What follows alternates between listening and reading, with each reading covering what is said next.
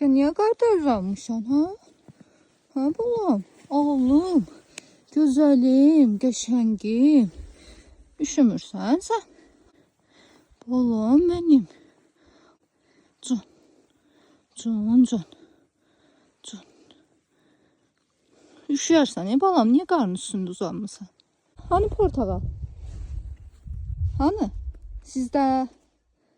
Get çağır gelsin. Sinan anan sen gözləyir, gəl. Aa, geldi. Portakal, eve niye gelmirsən sen? Gel. Gel gedək sənə yaş yemək verəcəm. Gel. Hey, portakalla işin yoktur.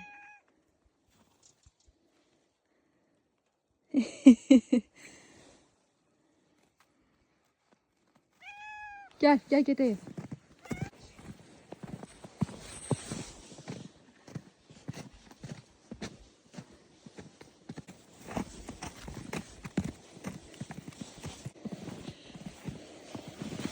Gel, gel.